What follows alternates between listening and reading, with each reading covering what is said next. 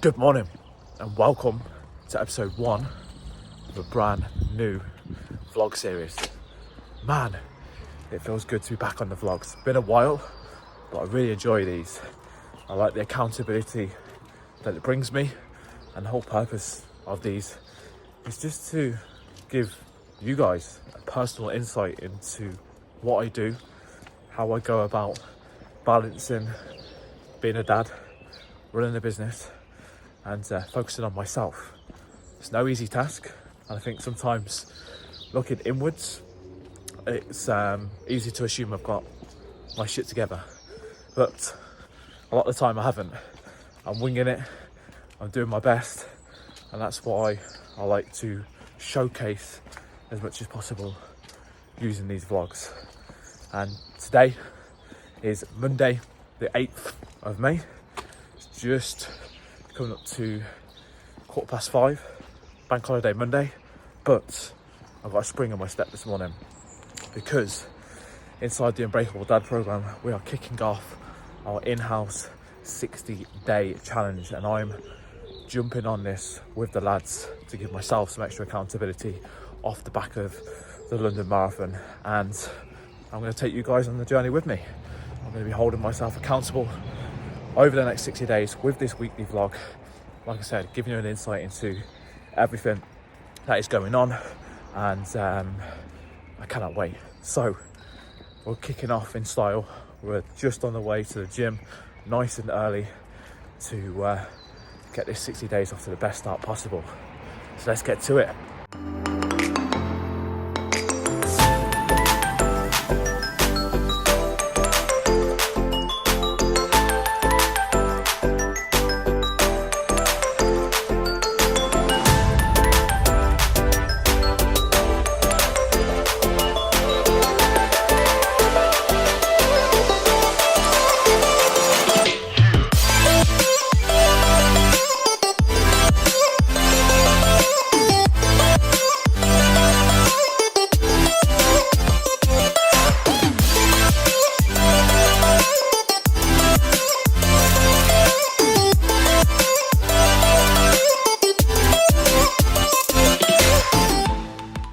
Boom, job done.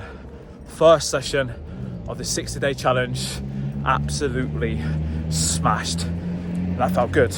I always say, it's so important to set your intentions on a Monday for the rest of the week. And that's exactly what the plan was today. Not just for this week, but for the next 60 days. That was a great way to kick things off. It was nice because it was bank holiday, so it was a little bit quieter than it usually is in the gym. Also got to train with a good friend of mine, Dan, otherwise known as Mouse. Don't ask why, but he's also the client success coach inside the Unbreakable Dad program. He's usually in the gym a little bit earlier than me. Obviously, with it being bank holiday, we took advantage, trained together, which was good to, again, just set the intention because he's doing the 60-day challenge along with the lads as well. So, yeah, great session.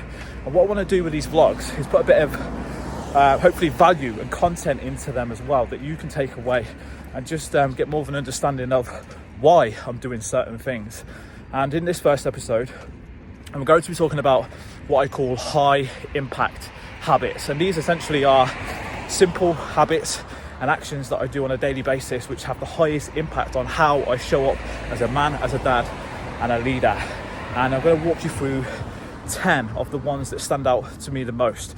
And some of them I'm working on improving, but I am conscious of them to know that the impact that they're having, and some of them I do without even really thinking.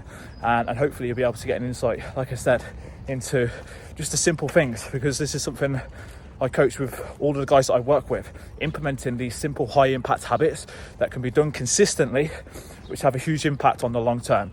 So high impact habit number 1 is part of my morning routine, some sort of morning movement. If you followed me for any length of time, you'll know that I've always been an early riser, and my morning routines have changed quite a bit over the last 12 months because I've now moved all of my training to first thing in the morning for 2 reasons. 1, lack of time, and I think this is a big one that we all struggle with as dads.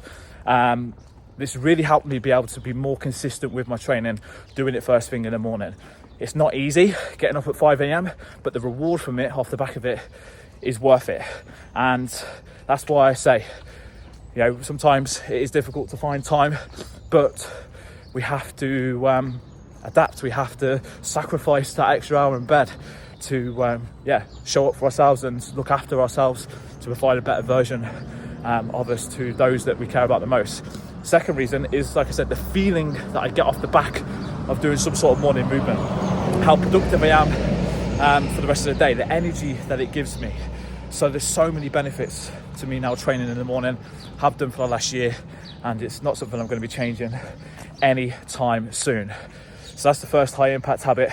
I'll be walking you through the rest of them throughout the rest of this episode, but time to get home, go into my second high impact habit, and crack on with the rest of the day.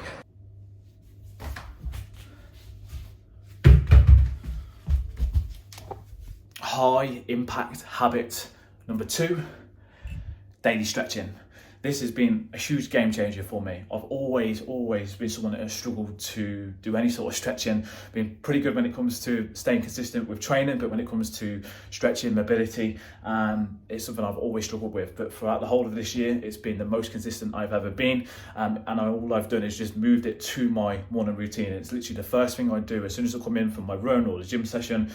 10-15 minutes doing some sort of stretching as part of my morning routine has helped me be more consistent with it, and the impact this has had on my overall recovery and performance in training has been huge. And again, it's just now something I do each and every day. Don't have to think about it. I use an app called Pliability. I literally just press play on the phone, follow it along, and it's a really good way to come down from the training session and set me up for the day.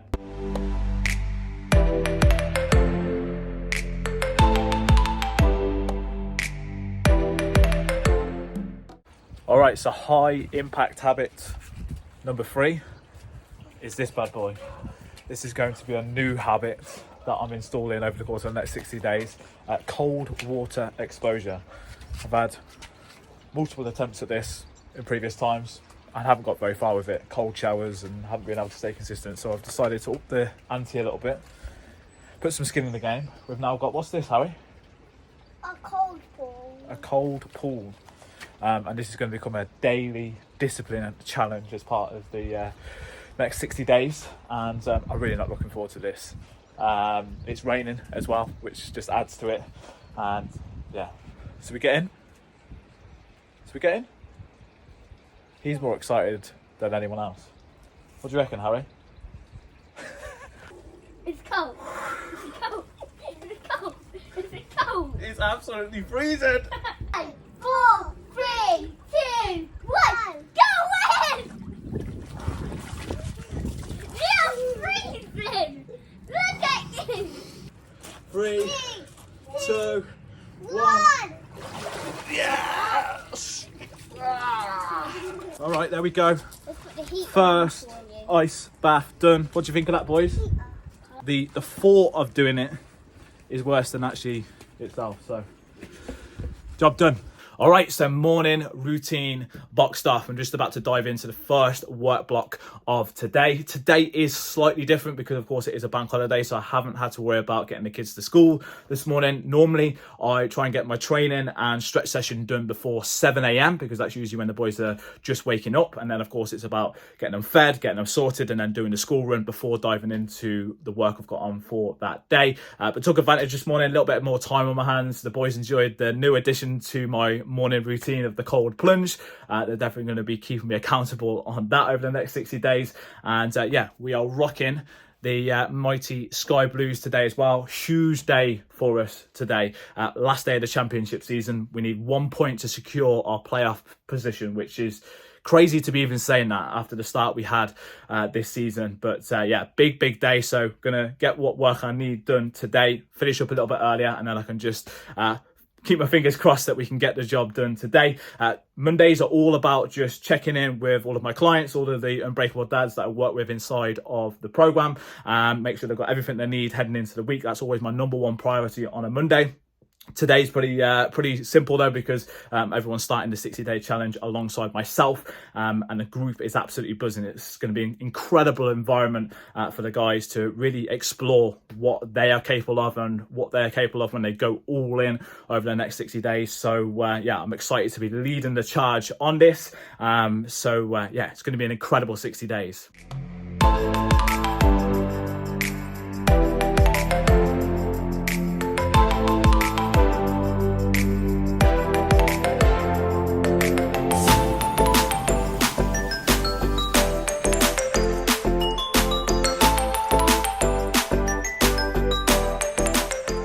All right, high impact habit number 4, and this is all based around my nutrition. And in general, I have pretty good nutrition habits, and most of the time I'm not actually tracking my calories because I already have a pretty good calorie awareness because I've done it so much in the past. But also I'm actually eating very similar things on a Monday to Friday. I have the same sort of breakfast, same sort of lunch, and then usually we have the board behind us mapped out with what we're having as a family in the evening for our meals. And even then, we're only having about 4 or 5 different variations. So it's actually quite easy to track without physically tracking my calories. However, a big thing that I struggle with from time to time is snacking. And I know a lot of guys that I speak to have the same problem. If I'm stressed, if I've got a lot on with work, or if I've been doing a lot of aerobic work, such as running, I'll find myself in here smashing through the kids' treats and snacks, and that is where it can become very difficult to actually get an understanding of what my intake is. So when I feel like I need to rein things in a little bit more,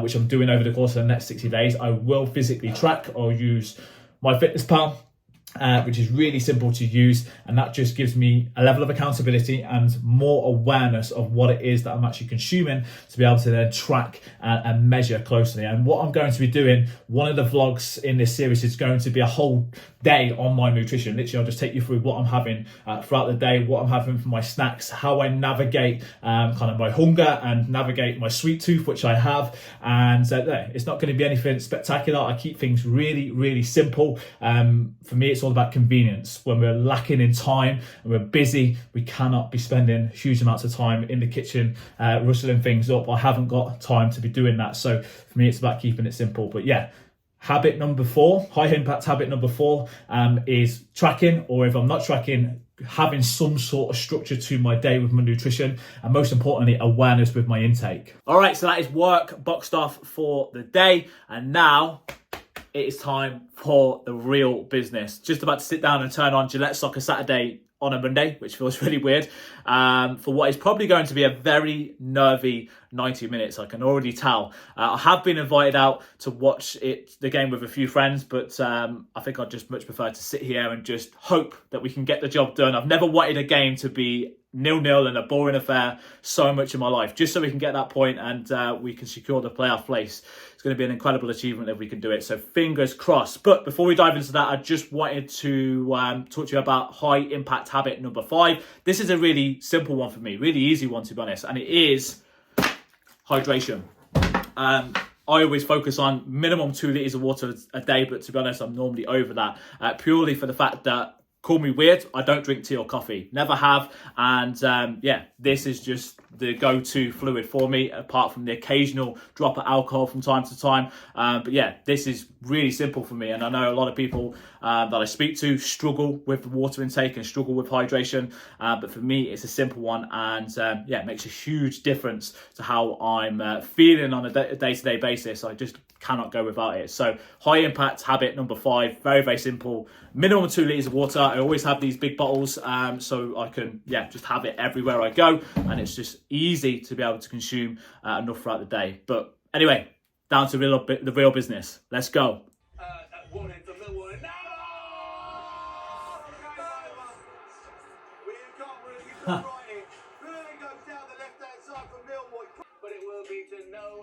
Because Coventry and Sunderland are filling the remaining play-off places. Nearly there. I think this is all about Coventry because they've gone into the game, they were nervous, but they're hanging on, and I think they will be in the playoffs. Still 1-1. The Coventry players urging the referee to blow for full time, blow it, and they will be in the playoffs. It's all over as well at the Riverside. Yes! Come on! No, it's finished. It's done. Yes! Look at that. What we didn't Look where Coventry are, Harry. would finish in the playoff. Oh, okay. Fifth place. And they remain in fifth after their draw at Middlesbrough. Yes. What did they get?